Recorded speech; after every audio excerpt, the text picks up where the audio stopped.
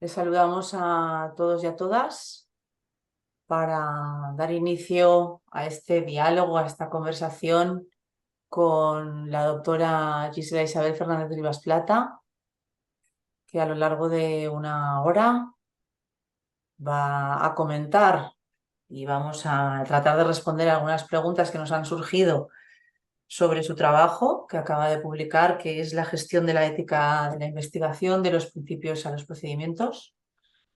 Es el último volumen de la colección de bioética donde publicamos temas que consideramos necesarios para suplir vacíos, para contribuir doctrinalmente y también desde una perspectiva muy práctica a una concepción de la bioética vinculada a los derechos humanos que adquiere su vertiente más práctica en una figura que nos interesa en especial, al menos en mi caso, que son los comités de ética. En el caso de los comités de ética de la investigación y en este ámbito de la investigación, las particularidades de los comités de ética universitarios, que no son pocas, como van a ver. En primer lugar, les comentaré lo que vamos a hacer, dando gracias a la organización, al equipo del observatorio, a Yasmina Soto, a Susana Cereijo y a las personas que hacen posible estos diálogos y estas sesiones y que nos permiten conectar con tanta gente interesada de muchas partes, aunque la presencialidad siempre es más agradable y permite más proximidad. Estamos intentando pues, que podamos establecer estos diálogos y no perder la oportunidad de interactuar con los investigadores del equipo, con las personas que se interesan en abierto, que es nuestra apuesta, difundir esta concepción de la bioética en abierto desde el Observatorio de Bioética y Derecho y en especial con los alumnos del máster en Bioética y Derecho, que cada año inicia su edición y en este caso ya estamos a las puertas de la edición número 26, que tampoco es poca cosa. Y digo esto porque la persona que hoy va a ser la protagonista se formó con nosotros, hizo el máster, luego le preguntaremos por qué y en qué medida eso le aportó, pero sobre todo porque el tema de la ética de la investigación es uno de los temas estrella de la bioética y consideramos que la gestión que nunca se ha tratado de esta manera, ¿no? En conexión con esta bioética más teórica, debe ser hoy la gran protagonista. Digo nunca en el contexto, digamos, latino, ¿no? Porque hay varias aportaciones desde el mundo anglosajón, pero que nada tienen que ver con las particularidades que tenemos. Entonces, la idea es que les voy a presentar a nuestra invitada de hoy y luego, si les parece, empezaré con algunas preguntas, algunas reflexiones y trataremos de hacerlo lo más dinámico posible para que en prácticamente una hora podamos dar respuesta a muchas preguntas, muchos interrogantes y luego dejarles a ustedes también un espacio para que puedan enviarnos por el chat alguna pregunta, luego que sean muy breves, alguna consideración, puesto que no podemos abrir los micrófonos porque en principio hay 800 personas inscritas, de las cuales pues se van a conectar menos seguramente, pero es imposible gestionar un volumen así. Ya nos gustaría poderlo hacer en vivo, pero no va a ser posible. Luego les doy las gracias por estar aquí y empezamos, si le parece bien, a la doctora Fernández Rivas Plata. Ella acumula una dilatada, yo creo, y meritoria experiencia en este ámbito. Ella creó el comité, y la unidad también, ¿no? de ética de la investigación y de integridad en la Universidad Pontificia Católica del Perú, que es una universidad, importante, grande, que acumula también muchas problemáticas debido a las distintas disciplinas que imparte. Y ha estado casi 15 años, ¿no? al mando. Y entonces ella lo que planteaba era la necesidad de una adecuada gestión que no partiera de procesos meramente burocráticos, sino que esta gestión de la ética de la investigación incorporara perfiles cualificados para darle respuesta y sobre todo el lugar que debe ocupar esta bioética, ¿no? en el ámbito universitario a través de los comités. Mi primera pregunta, Isabel. Luego también tú nos puedes explicar más tu trayectoria, porque tú eres una jurista que se ha preparado también en otras materias, en cuestión de género, en la cuestión más, ¿no? de fundamentos y de principios, también la cuestión del impacto ambiental, ¿no? Y por ello también la investigación con animales, pero centrándonos en la cuestión de la investigación y la gestión de la ética de la investigación en personas, en el ámbito universitario. ¿Por qué decides investigar sobre esto? ¿Por qué una tesis así? y qué impacto crees que puede tener esta publicación, ¿no? Porque realmente esta publicación está pensada para que tenga un impacto directo y no sea un mero análisis teórico, incorpora mucha casuística. Adelante. Ok, bueno, primero que todo, en primer lugar, agradecer la invitación. Como siempre, el equipo del observatorio ha estado pendiente, pero de todo, absolutamente de todo, como suele suceder y todo, Clock. Muchísimas gracias por eso. Yo que soy un poco pretecnológica, más bien, disculparán por momentos la torpeza. Agradecerles también el tiempo a ver, tomarse para esto, que en realidad, como le decía a Itziar cuando comenzamos a ver si había posibilidad de hacer el doctorado y hacerlo en ese tema. Y también la doctora Casado recordará esto de decir, ya somos cuatro, ¿no? Mis dos amigos y yo interesados en el tema y paro de contar. Eh, a ver, ¿por qué me interesa la gestión de la ética de la investigación?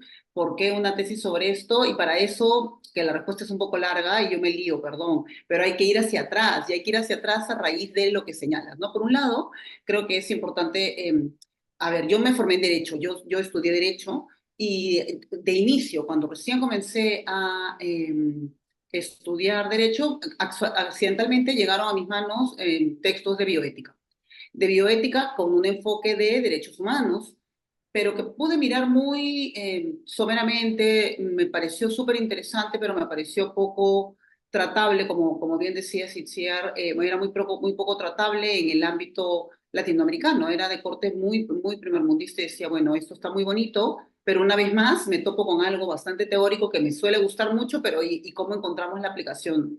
Y seguí, dejé ahí el gusto y seguí con la carrera. Y así como fui siguiendo, pasaron N cosas que yo creo que a veces sería bueno ya no escribir libros académicos, sino contar estas anécdotas de lo que pasa cuando uno tiene que formar comités y las cosas que uno tiene que vivir. Que de pronto dio la casualidad que buscaban a una persona para encargarse del comité de ética de la universidad, de la Pontificia Universidad Católica, como bien ha señalado la doctora Lecuona. Había este comité, se acababa de formar, creo que se formó como debe formarse un comité en manos de investigadores y claro, es como para mí, desde mi perspectiva, es como debe de ser, pero al mismo tiempo va a ir lento porque no son los plazos de la gestión y ahí ya va saliendo el primer elemento vinculado de pronto a la gestión. Pasa el tiempo y me topo nuevamente con estas cuestiones de bioética y vuelvo a información del observatorio, doy con el máster de bioética y de hecho opté por ese máster, perdón, ¿no? Que va a parecer bien sponsor, pero en realidad, a diferencia de otros másteres que se centran en la discusión teórica propia de la bioética, que es sumamente interesante, eso no está en discusión, por los intereses que tenía vinculados a funcionamientos de comités, el máster nuestro está como que muy bien pensado en ese sentido porque incluye muchísimos temas, hay una gran diversidad, el primer año es un año mucho más jurídico, regulatorio, el segundo año es un año mucho más científico, entonces te da un approach y además cumple con algo que solemos repetir en todos lados, pero que pocos espacios realmente cumplen, que es la interdisciplinariedad de la bioética. Eso suele pasar poco, se suele decir mucho, pero no suele darse de esa manera. Aquí sí, porque los profesores que tuve fueron filósofos, abogados, médicos, salubristas, gente de UCIs, gente, dentro del ámbito médico, desde neurólogos, gente de UCIs, trasplante de órganos, fue todo muy rico en ese sentido y es como tener el acercamiento de todo un poco y algo que me pareció súper importante y que yo hasta el día de hoy valoro mucho es que se me dio la oportunidad de pensar algo que se pensaba muy poco en ese momento, que es la ética de la investigación con seres humanos en investigaciones de ciencias sociales y humanas. Que, claro, porque pasa esto, que en la tesis lo señalamos y que, digamos, seguro que quienes estamos acá por una u otra razón estamos vinculados al trabajo en bioética y sabemos que la bioética, la ética de la investigación como tal, es pues reactiva. Han pasado una serie de cosas complicadas y esas cosas complicadas nos han llevado a tener que regular.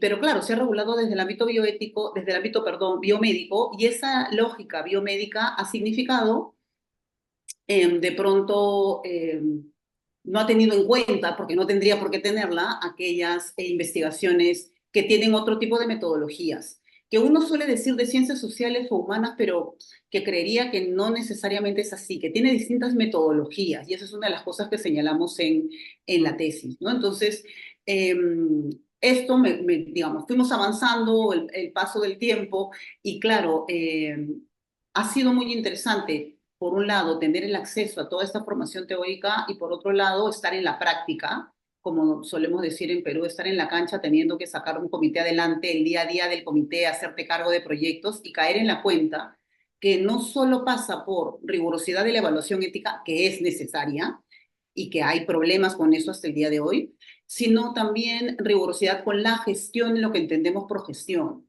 que va desde el funcionamiento operativo, que implica tener procesos, mejora de procesos, plazos para los mismos, hasta,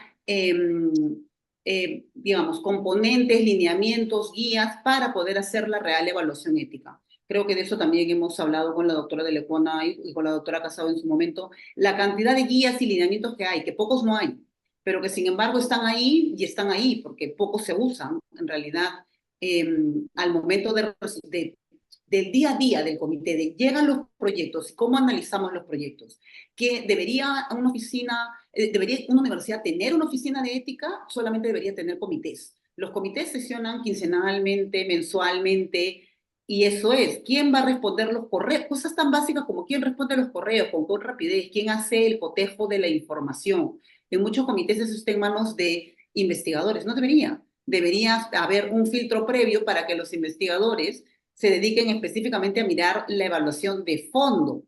Y esa evaluación de fondo también pasa por formación en bioética, que muchas veces tampoco se cree que se tiene que hacer eso, ¿no? Entonces, creo que hay como que muchos elementos que están además en el medio educativo de pronto desarticulados y es importante comenzar a articularlos de forma tal que puedan las universidades puedan dar un real soporte a sus comités.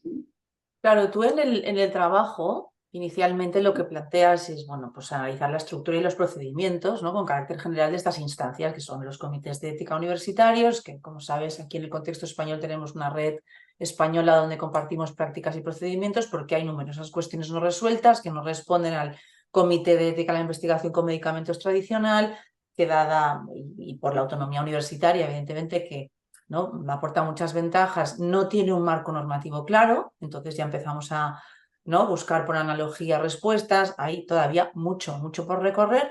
Y luego analizas el estado de la cuestión de la ética de la investigación, siempre refiriéndote a las universidades generalistas, ¿no? Este es un concepto que a nosotros, pues, en un primer momento nos costó, ¿no? O incluso estuvimos discutiendo hasta qué punto esto tenía interés y qué tipo de universidades, y si eran aquellas universidades las que recogían todas las disciplinas, las que no deberían aportar casuística, etcétera, y los retos, ¿no? Y luego ya lo que planteas, que es lo que me interesa preguntarte ahora, es los componentes propios de esta evaluación y en función de esta propuesta o este modelo que tú, ¿no? nos traes, ¿cuáles serían los principales retos a resolver? ¿no? Hay un momento en el que tú, por ejemplo, te centras en el concepto de riesgo, en cómo se entiende el riesgo, en cómo pues, no hay nada, no hay referentes en el ámbito ¿no? de aquello que no es investigación biomédica. Es decir, si tú ahora tuvieras que hacer una radiografía clara y exacta de cuáles son los problemas, que es aquello no resuelto, no porque no haya respuesta normativa,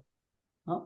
Sino Exacto. por otras razones, ¿qué dirías? Lo digo porque es interesante para la audiencia que puede, en algún caso o en muchos casos, pues estar muy, muy cualificada, ¿no? Porque ya forma parte de comités o también para aquellos que se inician en esta temática. ¿Dónde estamos? ¿Qué es lo que tenemos que resolver en la Estoy, universidad? a ver, en la universidad ese es un gran problema, creería yo, porque creo que tampoco está muy claro dónde estamos. Porque por un lado tienes a la ética de la investigación que es reactiva, que siempre está, digamos, corriendo, intentando ponerse al corriente de lo que hay en investigación. Entonces, cuando parece que ya tenemos más o menos resuelto el tema, se puede hacer investigación con muestras. Entonces, ya tenemos más o menos resuelto el tema con muestras y entra la inteligencia artificial. Y así va pasando y vamos siempre viendo cómo se puede regular. Ahora, a eso añádele que el panorama es complejo, porque muchas veces se dice, no es regulación, como bien has dicho, y en verdad sí hay. Y lo terrible es que hay, pero no hay pensando en la investigación, menos en la investigación en universidad. Es decir, ejemplos puntuales. Yo regulo los datos están protegidos distintos tipos de vulnerabilidades en personas, cuando hablamos de riesgo, por ejemplo. Entonces, hay regulación para personas con discapacidad, hay regulación para mujeres embarazadas, hay regulación en general, hablo en genérico, ¿no? Problemas con dar el consentimiento informado, la manifestación de voluntad que se ve en el ámbito del derecho civil, por ejemplo. Todo eso está regulado, no es que no esté regulado, pero no está pensado para el ámbito de la investigación. Entonces, quienes hacen investigación se ven afectados de manera indirecta por esa regulación, porque si yo voy a trabajar con datos, tengo que ver qué dice la regulación de protección de datos, porque mi investigación usa datos. Si yo voy a utilizar inteligencia artificial, ahora hay regulaciones de el uso ético y fiable de la inteligencia artificial. A ver, ¿qué dice? Porque yo hago investigación que incorpora inteligencia artificial en mi medical device. Y así me paso la vida que de pronto el investigador o investigadora a cargo invierte muchísimo tiempo en ver de qué manera logra armonizar eso. Y claro, porque ninguna de esas regulaciones está pensada en el ámbito de investigación, pero todas van a llegar al ámbito de la investigación, van a afectar el ámbito de la investigación. Por eso que me parece interesante cuando señalas, claro, no es que no haya necesariamente regulación. A eso súmale que igual uno podría operar con principios. Entonces va esa regulación de la mano de la operacionalización de principios y de principios tanto bioéticos como los principios, como se entienden en la filosofía del derecho, parte del ejercicio jurídico, ¿no? Y ahí no olvidarnos de esta importancia del enfoque de bioética y derecho. Entonces, hay formas de resolver. Y es un poco lo que intentaba por lo menos en la tesis evidenciar, ¿no? ¿Por qué intento evidenciar esto? Porque, y eso ya es una postura personal y sería genial escuchar comentarios al respecto, porque la ética, a diferencia de otros temas técnicos, suele ser vista como algo de lo que todo mundo puede hablar. Se ha confundido la ética de la investigación, más aún en la investigación, que además la investigación cada vez es altamente técnica, entonces es más compleja, pero se ha confundido la ética de la investigación o la ética como ética aplicada, con la competencia moral, la capacidad que tenemos todos por ser personas de poder calificar algo como moralmente correcto o incorrecto.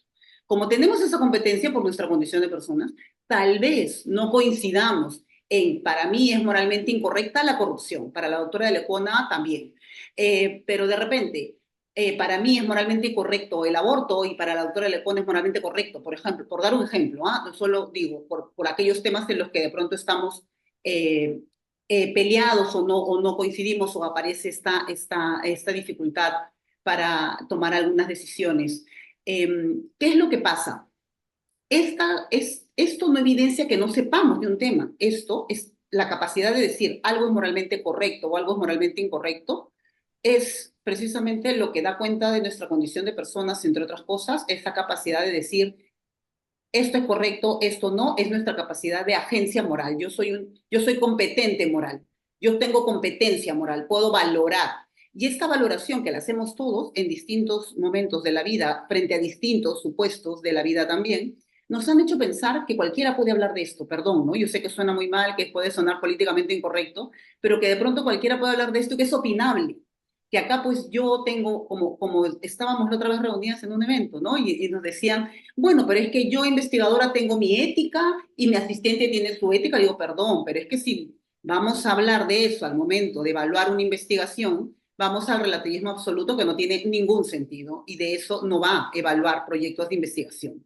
La evaluación de proyectos de investigación pasa por evaluar riesgos y beneficios de la investigación. Y eso que parece tan sencillo o tan evidente, al momento de llevarlo a la práctica en cada proyecto, es un mundo distinto, diverso, complejo. Ya desde OMS, desde OPS, uno ve cómo el enfoque ha cambiado.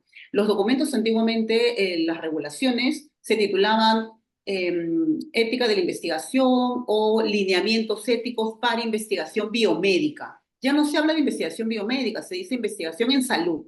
Cuando ya se hace este cambio de biomédicas a salud, ya hay un cambio de enfoque ahí porque ya no estamos hablando en términos disciplinares, ¿no? Que yo creo que todavía en algunos espacios, sobre todo en las universidades, se habla en términos disciplinares. Entonces, te dicen, bueno, la investigación biomédica, la investigación con humanos, perdón, hay otras investigaciones que no son biomédicas y que también participan seres humanos y que además también son en salud. Por ejemplo, en el ámbito de la psicología se hace investigación en salud, en psicología clínica. En el ámbito de la antropología o de la sociología se hace investigación en salud. Y la metodología no es intervencional y observacional. La metodología es cualitativa, cuantitativa o mixta, entre otras. Entonces, estos elementos no han sido tomados en cuenta en los lineamientos iniciales. Ahora, pelearnos con eso no tiene mucho sentido. En realidad, hay una lógica en que no haya sido tomado en cuenta. Nuevamente, la ética de la investigación es reactiva. Ha respondido a los casos, a la coyuntura del momento, a los problemas que se han ido presentando en el momento, a mientras mayor escándalo, mayor reacción o de pronto mayor respuesta, porque así es como ha ido avanzando. Tampoco ha tenido un avance lineal, ha habido idas, venidas que se pueden observar en los distintos cambios a lo largo de la Declaración de Helsinki, por ejemplo. Entonces, creo que las universidades la tenemos difícil, porque desde el ámbito de la investigación biomédica, en algún momento se discutió si, del ámbito de la investigación en genérico, en algún momento se discute si deben ser evaluadas todas las investigaciones que incluyen personas o solamente ser evaluadas por comités de ética las del ámbito biomédico. Y una discusión muy dura. Además, una serie de grupos de científicos sociales defendían no ser evaluados, básicamente no porque no creyeran que era importante lo que pasa con los participantes en la investigación, sino porque lo veían sumamente burocrático, repleto de documentos, repleto de papeles, no veían un valor agregado en eso. Y eso creo yo que también hay que hacerme a culpa porque mucho de lo que ha pasado con el funcionamiento de comités en varios espacios ha sido meramente burocrático. Y aquellos procedimientos que no generan valor agregado al proyecto de investigación son mera burocracia, así que nadie los va a encontrar útiles. Si es que yo he discutido duramente con científicos sociales en donde me dicen, claro, es que tú tienes obsesión por el papelito. A nosotros nos importan las personas mientras tú estás preocupada por el papelito. Y digo, a ver, un ratito, que si a las personas nos importan a todos. Lo que pasa es que hay distintas maneras de dar evidencia de que algo se desarrolla en el marco de una investigación. Los biomédicos no lo han hecho mal, los biomédicos han respondido a su tipo de investigación y es lo que ha venido existiendo. Los biomédicos, la investigación biomédica genera mayor riesgo, no, en realidad, a ver, hay momentos en que sí, es evidente que en un ensayo clínico hay gente que puede sufrir una afectación que puede ser muy dura, que puede inclusive ser la muerte, que ya ha pasado en algunas investigaciones. Pero no es que por ser investigación biomédica per se, entonces el riesgo es mayor. En realidad el riesgo no va a estar dado por la disciplina de la investigación. Yo lo que sostengo ahí es que el riesgo tampoco, digamos, que el riesgo está dado por el contenido del proyecto, es decir, lo que el proyecto va a pedir y la naturaleza del participante.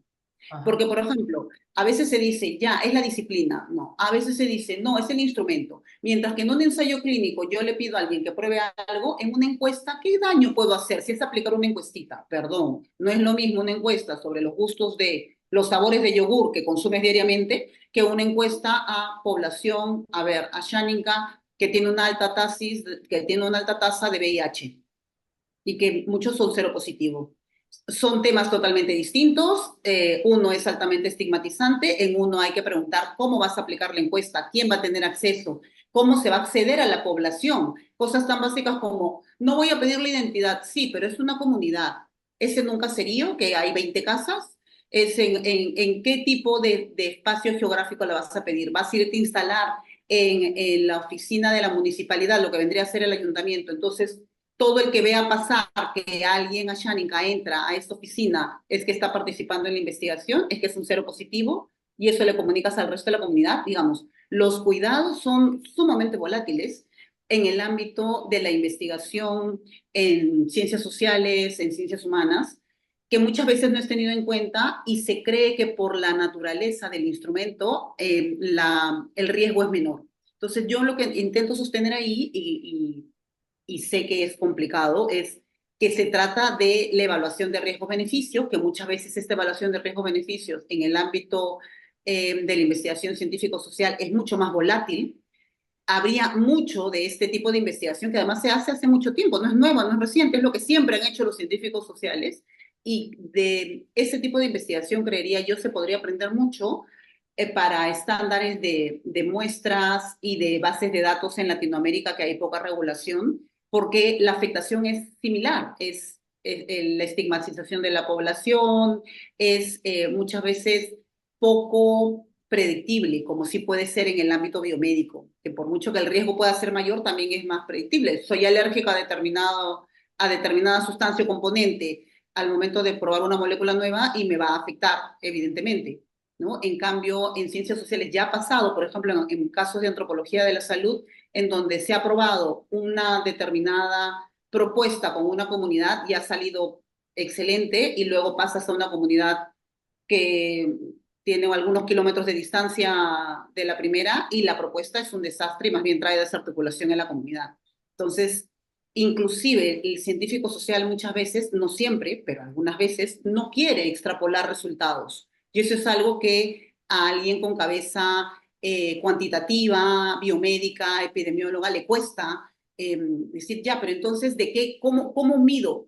Porque si no, es como, ¿cómo mido entonces? ¿Cómo sé si esto es riguroso? ¿Cómo sé si es el gol estándar o no? Si más bien mi gol estándar en biomédicas es el ensayo clínico porque logro extrapolar lo que los resultados de un ensayo clínico me permiten, ¿no? Entonces, creo que hay todavía mucho que decir en el ámbito de las universidades. Creo que las universidades están solas, además, en la evaluación, porque en algún momento decía, ¿no? Se discutió, ¿deben entrar todos o no? ¿Deben solamente ser las investigaciones biomédicas o entran todas las investigaciones que incluyen personas? Y de pronto dijeron que entren todas, a pesar de esa resistencia de un grupo de ciencias sociales a que entren a este grupo.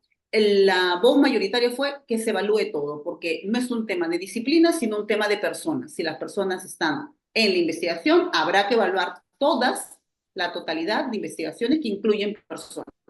Y claro, se ha dicho eso, se ha llegado a ese acuerdo a nivel primer mundo y se ha dejado ahí. Entonces ahora es como, ¿cómo haces? En el caso biomédico, dentro del ámbito de los hospitales, está todo muy bien puesto. Más allá de las dificultades de funcionamiento que tienen en muchos espacios, es verdad, a nivel Latinoamérica hay una serie de complicaciones en algunos espacios de la sanidad. Sin embargo, ¿por qué uno detecta la complicación? Porque la pauta está más o menos clara de cómo debiera seguir. En el ámbito de las universidades, no necesariamente. Es más, a nivel Latinoamérica ni siquiera hay un acuerdo de que todas las investigaciones con seres humanos deban ser evaluadas por comités de ética de la investigación. Isabel, en la última clase del máster que impartiste, que reportamos las experiencias del proyecto de investigación del programa Marco Europeo Horizonte 2020, que es de investigación biomédica, comentabas que había que diferenciar, por supuesto, la fase de evaluación ética, es decir, lo que es un comité de ética de la investigación, diferenciarlo claramente de lo que son las cuestiones relacionadas con la integridad, ¿no? Porque muchas veces las universidades que se enfrentan a esto, sobre todo las grandes, como la nuestra, como la Universidad de Barcelona, bueno, pues se puede llegar a confundir todo, ¿no? En el mismo grupo, en el mismo paquete. Y entonces estuvimos discutiendo de qué manera, debatiendo, de qué manera avanzar hacia un modelo adecuado, ¿no? Entonces tú decías, bueno, evidentemente estos comités tienen que ser independientes, conocer las particularidades de la universidad, pero estructuralmente y mirándolo, ¿no? desde un equipo rectoral o desde un vicerrector de investigación, claro, ¿cuál es el modelo perfecto, ¿no? Porque evidentemente tiene que haber una secretaría técnica que incorpore este amplio abanico de cuestiones, que atienda las necesidades particulares, es decir, tiene que ser un modelo adaptado, un modelo adaptado a las necesidades de cada investigador. Al final estás defendiendo, ¿no?, los intereses de un grupo de investigadores que responden a unas particularidades pues, que vienen de la educación, de la psicología, que nada tienen que ver, ¿no?, con los de medicina. Entonces, claro, ahí vemos, ¿no?, una serie de decalajes, una serie de problemas, porque todo se acaba simplificando, que es normal, se entiende, a checklist, procedimientos burocráticos. Uy, la bioética es muy importante, muy relevante. Tú lo explicas muy bien en el libro, yo también lo he explicado en otras ocasiones, ¿no? Y nos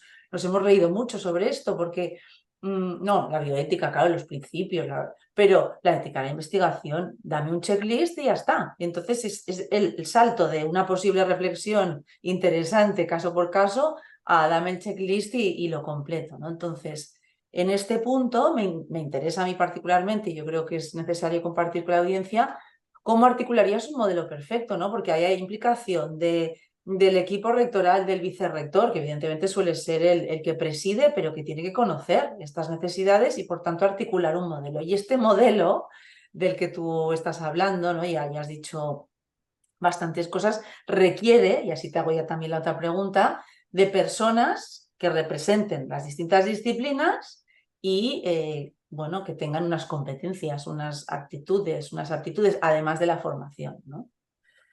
Y tú defiendes, para que no se nos escape esto en esta segunda pregunta, que tiene que haber personal cualificado.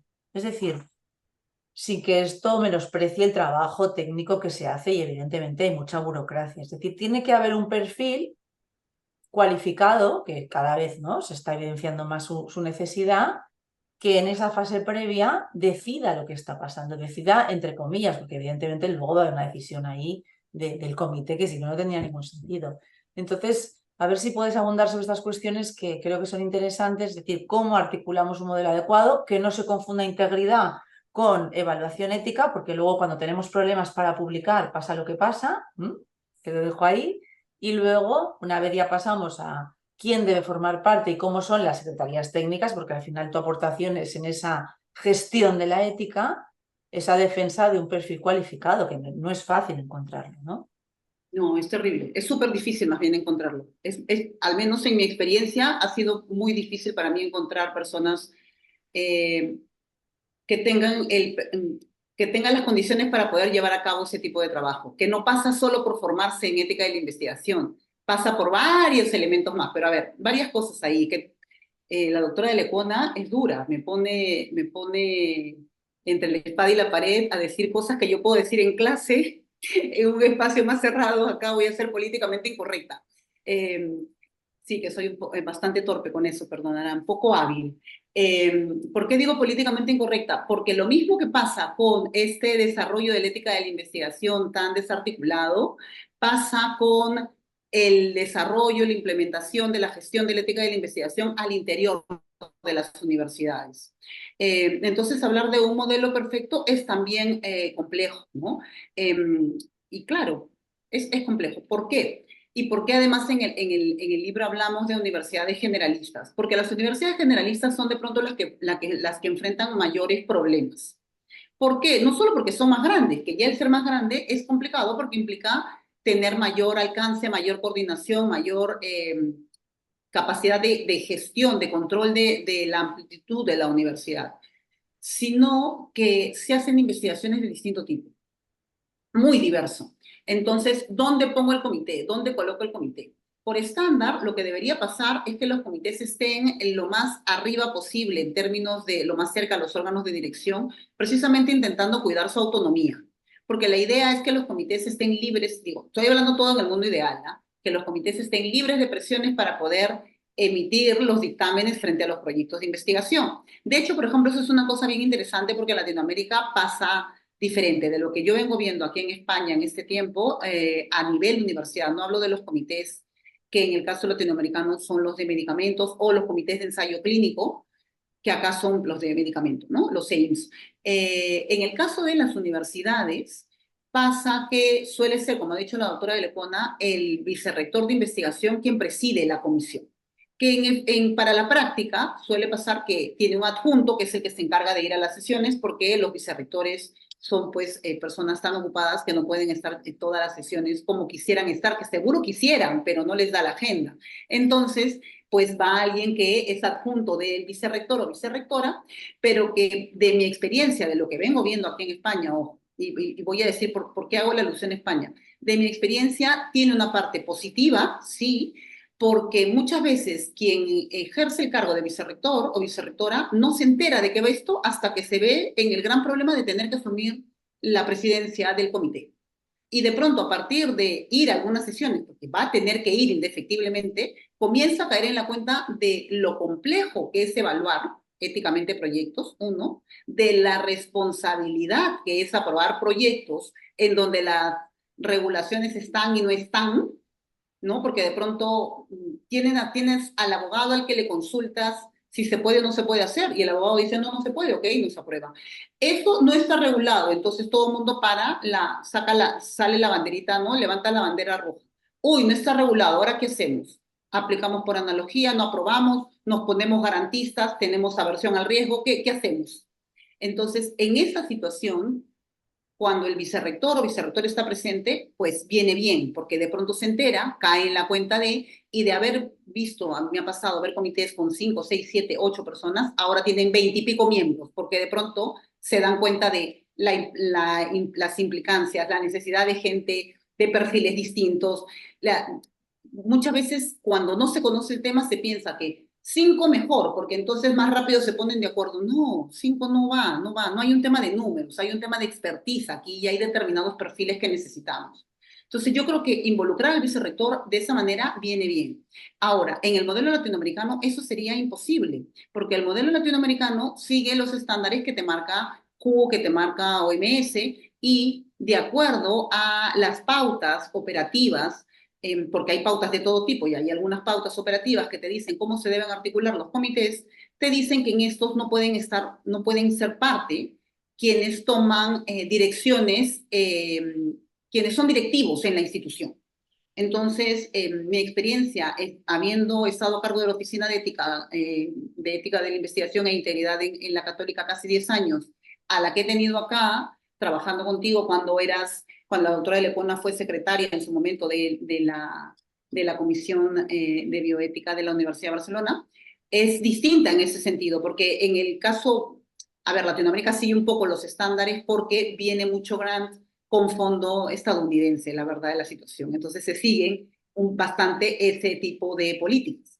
Y ninguna universidad tiene al vicerrector, ni siquiera directores dentro del comité. Y eso es cierto que puede dar evidencia en términos de forma de autonomía. Lo cierto es también que pasa que muchas veces las autoridades nunca terminan de enterarse bien de qué va y de dar el soporte que se tiene que dar.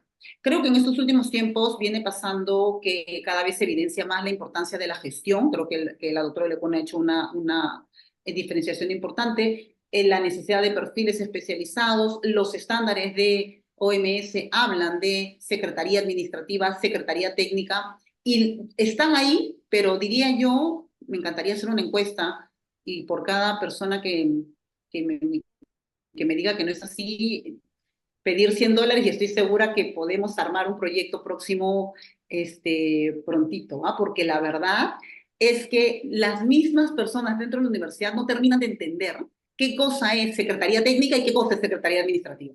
Yo he tenido la oportunidad en Lima de trabajar con una bioeticista maravillosa que la he visto por ahí conectada, con la doctora Sara Carracedo, que seguro varios acá la conocen porque es consultora en OPS, y era demasiado divertido porque pasa lo que dice la doctora Lepona, con todo el respeto al trabajo administrativo, que es necesarísimo, porque eso no está en cuestionamiento, pero asumen que uno es secretaria, porque es secretario administrativo, entonces eh, se ponen en contacto contigo las secretarias de los doctores, que son los miembros de los comités, para coordinar las cosas, porque se quedan con el tema de secretarias secas. Eso evidencia cómo realmente no tenemos gran idea de cómo debieran funcionar los comités, y muchas veces es como, bueno, hay que formar comités, a ver, y es como esto que decimos en clase, ¿no?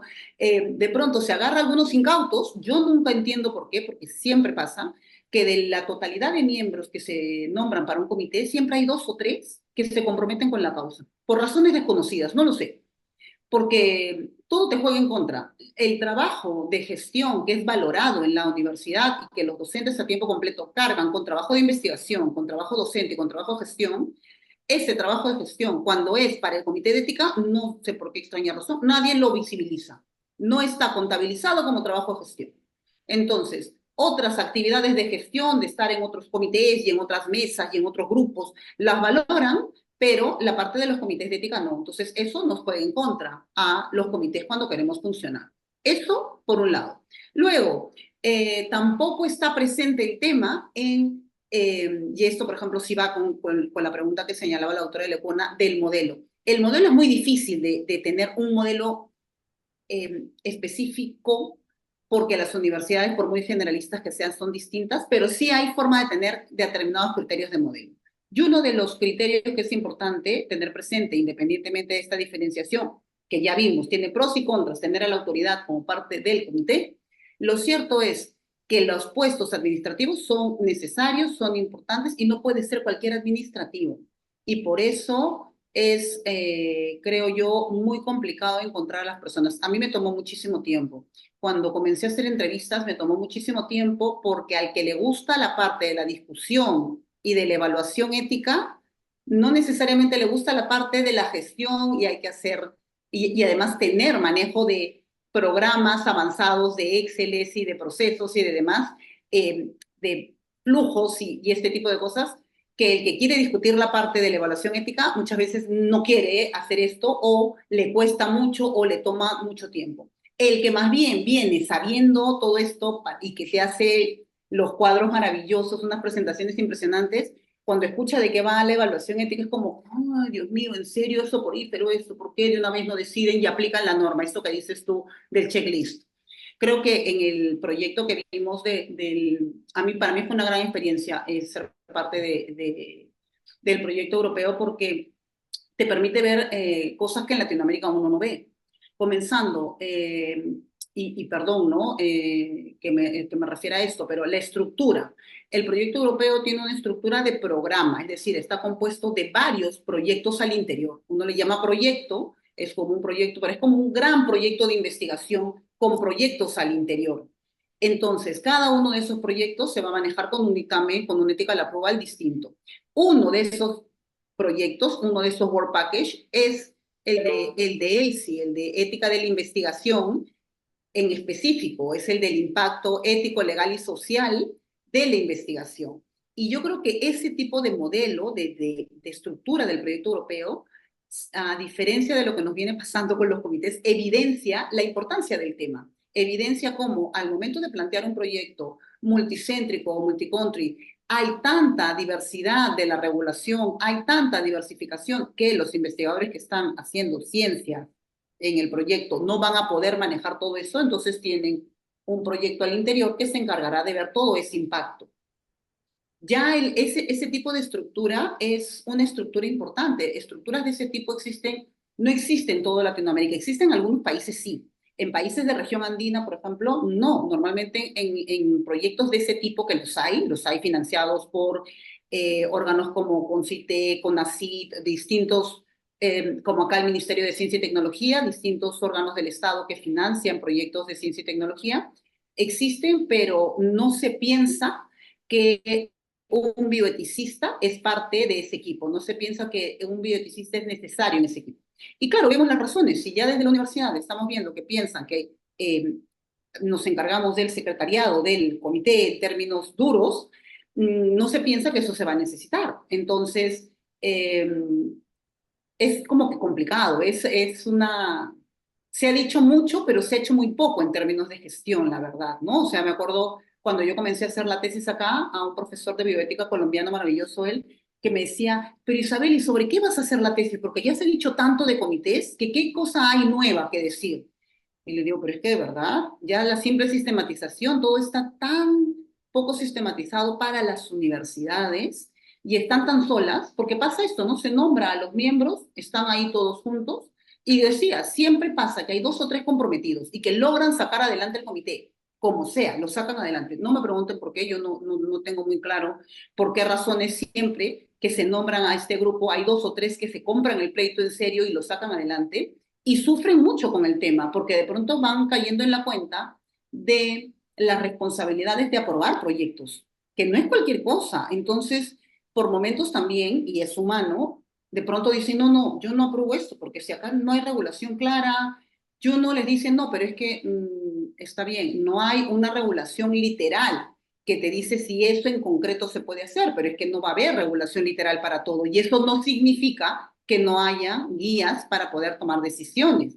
Al contrario, más bien ese es el momento de la evaluación ética, porque ese es el momento de inicio de la real deliberación, que no es la aplicación de checklist, que no es la aplicación de ver, está el papelito, no está el papelito, puso o no puso tal cosa, sino de hacer realmente esa evaluación, de valorar el valor social, valga la redundancia, que trae la investigación realmente, y muchas veces para poder tener claro ese valor social requerimos de expertos en ese tema para ver si realmente es una metodología validada, innovadora y que realmente va a generar el valor que dice que va a generar el proyecto. Entonces, creería yo que el gran problema es, por un lado, bueno, que el gran problema es un problema muy complejo, porque por un lado no está visibilizada la gestión de la ética de la investigación, no se habla de gestión de la ética de la investigación. Se habla de ética de la investigación por un lado y se habla de gestión de investigación por otro, y el desarrollo de la gestión de investigación no ha incluido a la ética de la investigación, salvo creemos comités. Desde la gestión de la investigación sencillamente ha comenzado y acabado en forma tu comité, crea tu comité, que sean tales investigadores, que cumplan los estándares internacionales y punto pelota, eso es. Y no han caído en la cuenta de toda la necesidad de cuestiones administrativas y de orden de gestión propiamente en términos de los procesos y de la atención, de algo que nosotros decimos, no solo necesitas esto que siempre te suelen pedir, reglamento y manual de procedimientos para tu funcionamiento, sino que necesitas instrumentos de gestión, es decir, documentos que permitan evidenciar la naturaleza de tu proyecto. Y quienes estamos de este lado, en el caso de las oficinas de ética de la investigación, es importante diseñar esos instrumentos para que los investigadores encuentren todo para ellos, de acuerdo al tipo de investigación que hacen. Esto es un montón. O sea, hacer eso toma muchísimo, pero muchísimo tiempo, a tiempo completo, con varias personas de perfiles distintos. Y para el investigador, sencillamente va a ser el punto de partida. El investigador no va a saber de todo el trabajo que hay detrás de meses y dedicación de horas y expertise de eso. Él lo que quiere o ella lo que quiere es que le resuelvas el problema concreto de su proyecto de investigación. Claro, y Y luego ahí lo que te decía, ¿no? Que la universidad es un entorno muy competitivo, que necesitamos, ¿no? a eso le avanzar en la suma la integridad. investigación, y ahí es donde entra el punto que muchas veces se Integridad. descubre que existe un comité de ética, a diferencia del origen de los comités, es decir, está muy desfasada esta idea de que no sabía que existía el comité o no sabía que había que pasar por aquí, esto ya no podría tener lugar, cuando llega el momento de publicar y entonces hay problemas de integridad, que este es un ejemplo de muchos y muy típico. Y entonces aparece nuevamente, ¿no? Todo el problema reaparece si es que no ha aparecido antes, que también puede ser, y se habla de integridad científica y que fíjate qué ha pasado y cómo hacemos, cómo resolvemos. Esta Y confusión. además hay una confusión ahí, ¿no? Que es bien interesante porque tampoco muchas veces lo hemos hecho muy sencillo tanto desde el Estado como desde la academia. Es decir, en el ámbito nuevamente, ¿no? Y vuelvo a lo biomédico, perdón que sea tan pesada, pero cuando hablas con un investigador, investigadora formado en biomédicas, tú le dices ética de la investigación y su cabeza automáticamente piensa en ética de la investigación con personas. Le dices integridad científica y piensa en plagio, piensa en más bien fabricación, falsificación, ¿no? Problemas de publicaciones, ética de las publicaciones. Cuando tú hablas con un investigador de otras disciplinas, tú le dices ética de investigación a secas y muchas veces piensa que es plagio. Y esto lo he tenido, digamos, he tenido oportunidad de verlo tanto a nivel universidades como a nivel Estado. O sea, en el caso peruano, en su momento hubo una preocupación por la acreditación de universidades. De hecho, hay un capítulo de la tesis dedicado al modelo peruano, al análisis de lo que pasa en Perú, que está pues totalmente desarticulado. Yo creo que ha habido la mejor intención y siempre hay buenas intenciones para hacer las cosas, pero desde la instancia que licencia universidades ha habido una equivocación. Entonces, porque pide códigos de ética del investigador, pide comités y dice Comité de Ética de la Investigación y luego hay problemas de plagio y dicen, ah, claro, es que eso pasa porque no hay un control de plagio en los comités de ética. Y dices, perdón, el comité de ética no ve casos de plagio. Eso en el ámbito de la investigación biomédica está clarísimo. Un comité de ética se encarga de velar por quienes participan en la investigación, los derechos de estas personas. Punto. Los comités de integridad son los que se encargan de ver qué pasa con la producción científica, cuál es la actitud del investigador o investigadora frente a la producción de conocimiento nuevo. Entonces, si desde las instancias acreditadoras o que licencian viene la confusión, es entendible que en las universidades se ve la misma confusión, haya un problema, un traslape entre los nombres, y de hecho, además, inclusive, a veces se cree que porque las oficinas tienen, por ejemplo, nos pasaba a nosotros, ¿no? Que nos llamábamos, bueno, se llaman, ¿no? No estoy yo, pero ahí se llaman ética de la investigación e integridad científica, entonces el comité es de ética de la investigación e integridad científica. No, decíamos, una cosa es la oficina, que es la oficina que el vicerrectorado ha creado para darle soporte a sus comités de ética de la investigación y para dar soporte en la materia de integridad científica a pedido del vicerrectorado a partir no sé, recibir denuncias, pero eso no solo son las denuncias, sino también encargados de la promoción del tema, la formación en el tema. Los comités tienen sus funciones muy claras y están reglamentadas de esa manera y tienen que estarlo. Lo que pasa es que en el caso de la universidad pasó de no tener nada a tener una oficina que iba a dar el soporte en ambos brazos.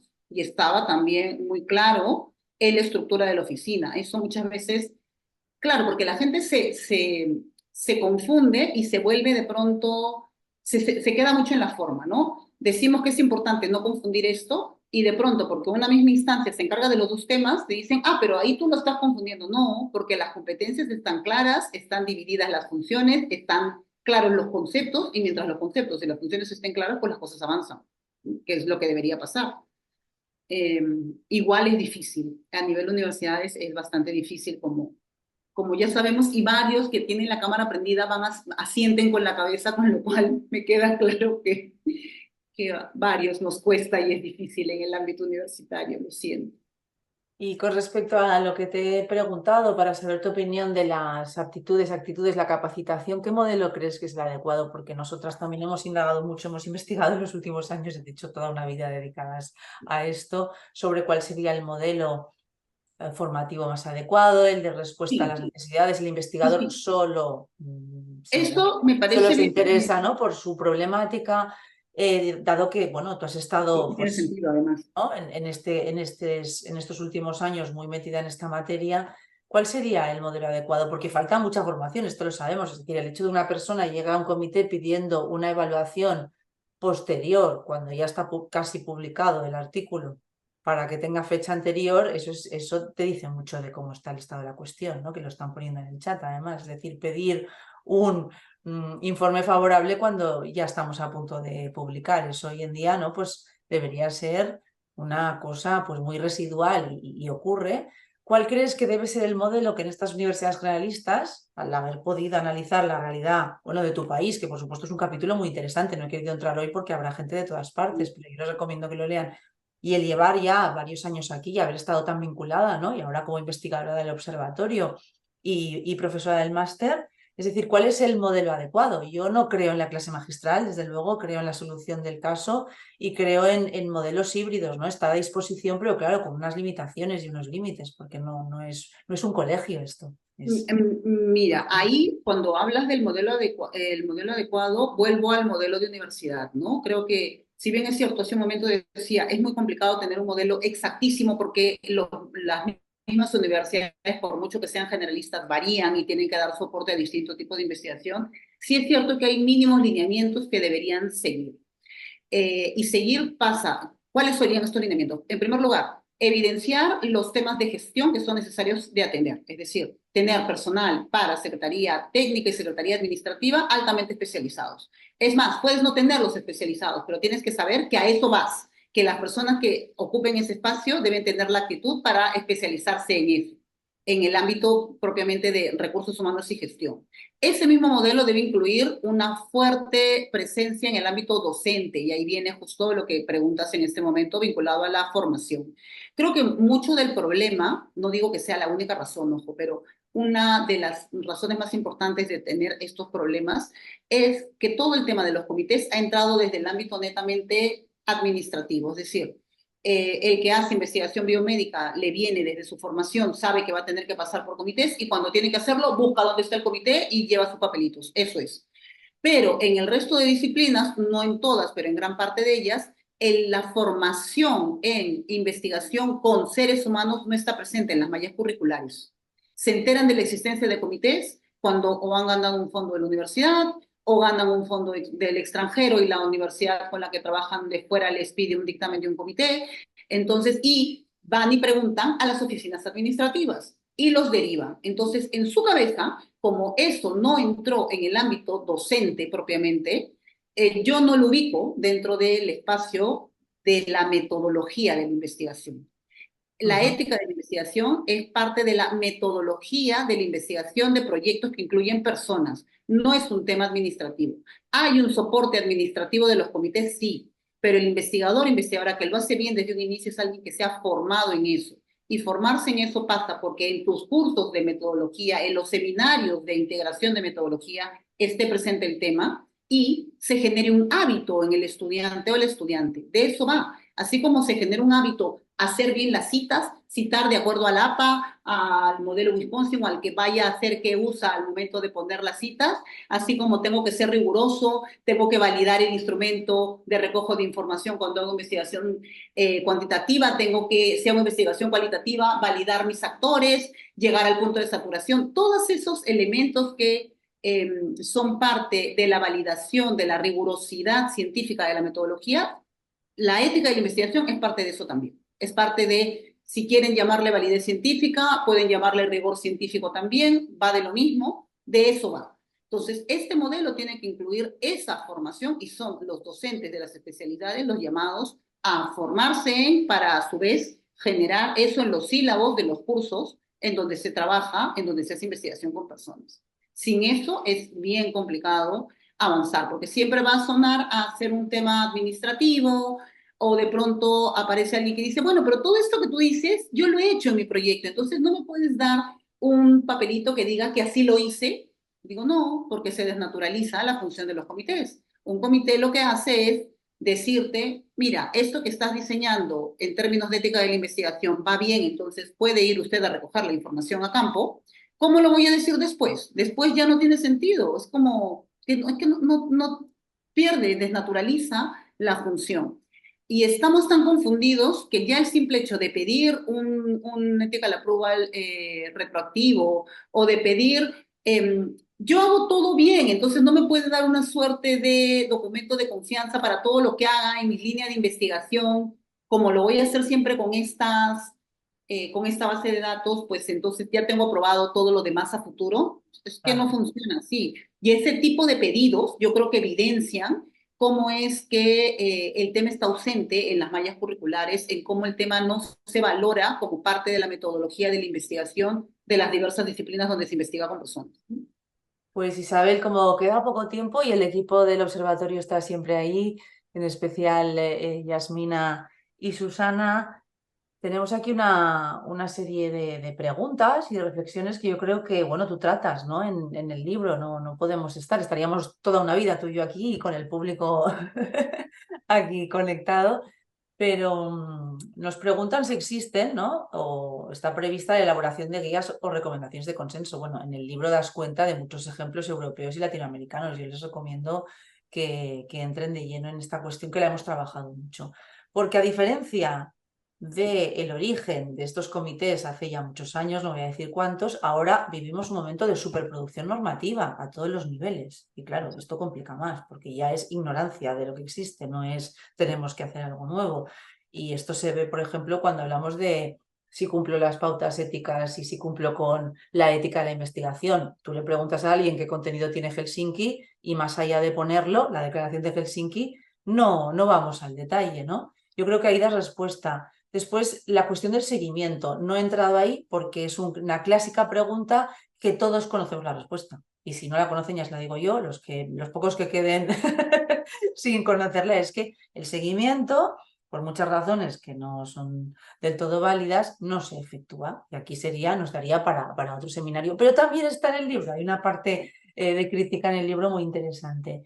Y luego esta cuestión de visibilizar la gestión de la ética de la investigación. No es gestión de la investigación, porque gestión de la investigación es gestionar proyectos, es buscar fondos, es estar sometido a la dictadura de las aplicaciones que tenemos que manejar cuando tenemos por fin fondos, ¿no? Para personal, para equipamiento, para lo que sea.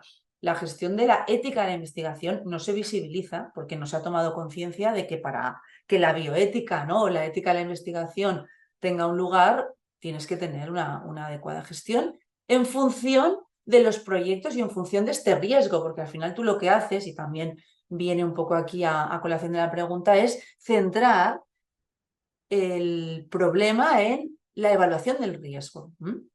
Y claro, aquí viene pues en la experiencia de algunas personas que están participando en el chat, dicen, los cursos de formación no tienen Hay un demasiado comentario. éxito. Ninguno, pero claro, no motivan. Dime. Ahí precisamente hicieron un comentario, ¿no? Que me parece bien relevante lo que señala Alexis en el chat, cuando dice que en Ecuador no existe posibilidad de diferentes criterios, al menos en sus conceptos básicos, al evaluar los proyectos en virtud de que para funcionar legalmente deben ser aprobados por un comité central del Ministerio de Salud.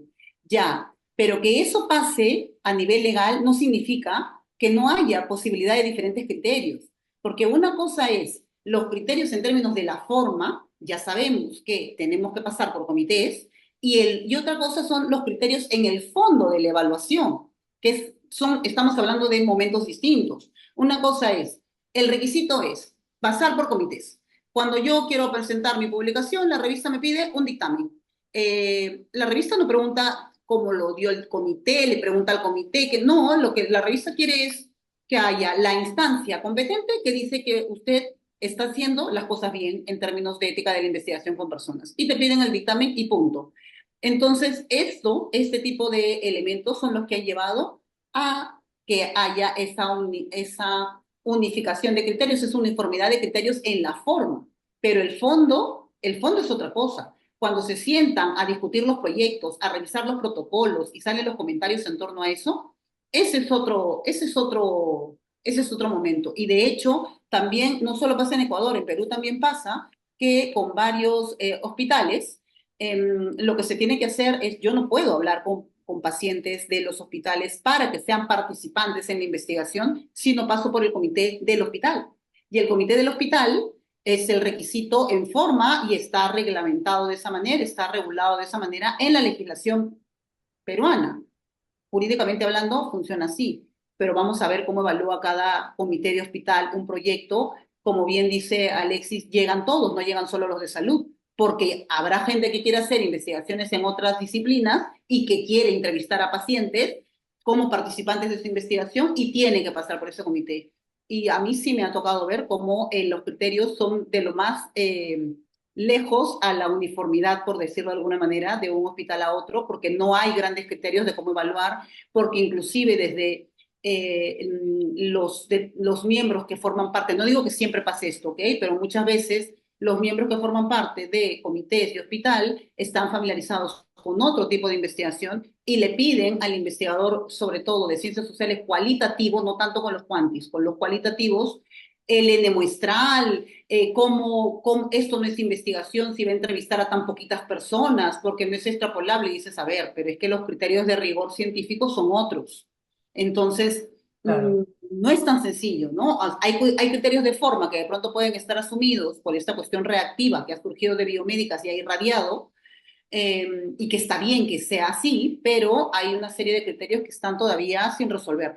A mí, que la tesis me quedaba corta, recordará la doctora Lecuona que el primer proyecto era bastante más amplio, estaban los animales incluidos, tuvieron que salir de ahí y nos quedamos solo con personas, eh, es que, claro, la complejidad a nivel evaluación de proyectos es tan diversa que amerita una sistematización y amerita trabajos puntuales que van por lo que te señalaban, Itziar, que te pedían guías y lineamientos, que sí, que, que es algo que viene bien a hacer, a la par de comenzar a profundizar en distintos temas, porque lo complicado, por lo menos cuando se estaba redactando la tesis, era eso, ¿no? Era cómo sostengo que todo esto es parte de, y por qué no profundizo más en una cosa y no me concentro en el árbol y desnaturalizo la foto del bosque, que era lo que me interesaba hacer, ¿no? Entonces era complicado hasta dónde entraba en cada tema. Es complicado porque estaríamos aquí sin parar, tenemos que ir cerrando y decirles que es un trabajo muy oportuno, muy necesario en nuestro idioma, fuera de la dependencia del mundo anglosajón que todo lo marca y que realmente no encaja con muchas de nuestras dinámicas que compartimos y que lo que pretende es abrir un espacio de reflexión desde la gestión donde, bueno, pues nos vemos reflejados todos por diversas razones y donde reivindica un perfil cualificado porque no podemos seguir manteniendo esta idea de que es burocracia, que todo es posible y que simplemente rellenando la casilla ya podemos seguir, porque sería una bioética, una ética de la investigación completamente inútil. También es verdad que si tengo que resumir y cerrar, la gran aportación de Isabel creo que es recordarnos que muchas veces en los debates ocurre, pero también ocurre porque tratamos de simplificar y irnos cada uno a nuestro lugar, ¿no? A nuestro expertise o a nuestro lugar más de por la comodidad, ¿no? Que es que un comité evalúa los aspectos metodológicos, los aspectos éticos, los aspectos legales y sociales de la investigación. No llega al comité de la universidad separado, no hay unos bioéticos, bioeticistas que una vez ya se ha hecho todo el trabajo deciden si sí o si no. Y si se dan cuenta y han participado en debates, esta es la tendencia muchas veces, ¿no? Es que yo no sé de bioética, bueno, es que no hay que saber de bioética o sí que hay que saber, pero no se separa del análisis metodológico, ¿no? Que sería el punto de partida. Y a partir de ahí se inician reflexiones muy interesantes en aquellas investigaciones que no tienen nada que ver con la investigación biomédica, que hoy en día están planteando tremendos problemas, especialmente desde el enfoque de la gestión, que también tiene que ver con la protección y la parte legal de los datos personales en el contexto universitario. Porque claro, ahí es un reto, ¿no? Por el objetivo, que por supuesto en investigación siempre tendemos a permitir más cosas porque confiamos, pero claro, este modelo desde la perspectiva de la protección de datos, pues seguramente cambia muchas cuestiones. Yo les animo a leerlo, les animo a que por supuesto sigan bueno, conectados de alguna manera con nuestras actividades. Nosotros tratamos de hacer el máximo de actividades, foros, seminarios en abierto, es nuestro compromiso. Y sobre todo decirles que tenemos, bueno, pues unas becas que si están interesados nos gustaría mucho que las personas que están lidiando cada día con esto, o que están interesadas o que realmente tienen que compartir prácticas y procedimientos o tienen una necesidad, ¿no? de trasladarnos pues, estos casos no resueltos, pues será la mejor manera de estar conectados y de quizás motivar pues esa formación y ese interés y sobre todo seguir avanzando en estos espacios. Muchísimas gracias a todos y a todas, ha sido un placer, yo me quedaría horas y bueno, claro, yo estoy bastante sesgada, pero felicito nuevamente a la doctora Fernández Vivas Plata por su trabajo, que espero que sea de enorme impacto, muy necesario en el ámbito universitario en nuestra región, ¿no? En esta región tan grande. Muchísimas gracias, un saludo.